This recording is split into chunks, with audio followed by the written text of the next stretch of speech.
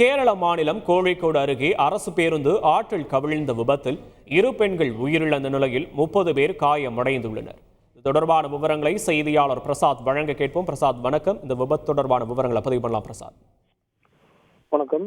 கேரள மாநிலம் கோழிக்கோடு அருகே ஆனக்கான்பொய் என்கின்ற பகுதியிலிருந்து திருவம்பாடி பகுதிக்கு கேரள அரசு பேருந்து சென்று கொண்டிருந்தது.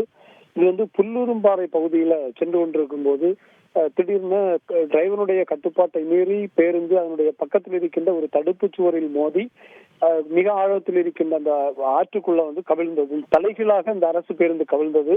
இந்த விபத்துக்கு ஓட்டுநருடைய அஜாக்கிரதை தான் காரணம்னு சொல்றாங்க. இந்த விபத்து தலைகீழாக கவிழ்ந்த அந்த பேருந்துல 50க்கும் மேற்பட்ட பயணிகள் பயணித்திருந்தாங்க. சுமார் மதியம் 1:30 மணிக்கும் அந்த விபத்து நிகழ்ந்தது. இவர்களுடைய அலறல் சத்தம் கேட்டு அந்த பகுதியை சேர்ந்த பொதுமக்கள் ஓடி சென்று இவர்களை பஸ்ஸுக்குள்ள இருந்து மீட்டாங்க. இதுல ஒரு பெண் அதுக்குள்ள சிக்கி உயிரிழந்தாங்க. 63 வயதான திருவம்பாடி பகுதியை சேர்ந்த ராஜேஸ்வரி. இவர்கள் சம்பவ இடத்திலேயே பலியானாங்க. இதற்கு மேலாக ஒரு 5க்கும் மேற்பட்டவர் படுகாயமடைந்த நிலையில அவங்க உயிருக்கு போராடிட்டு இருந்தாங்க. அவங்களை உடனடியாக பக்கத்துல இருக்கக்கூடிய அரசு மற்றும் தனியார் மருத்துவமனைகளை அனுமதிச்சாங்க. அதே மாதிரி ஏராளமான நபர்கள் இதுல படுகாயமடைந்த, அதாவது 30க்கும் மேற்பட்ட பயணிகள் அதுல காயமடைந்ததை தொடர்ந்து அந்த பகுதிகளில் இருக்கக்கூடிய பல்வேறு மருத்துவமனைகள் அனுமதிக்கப்பட்டாங்க.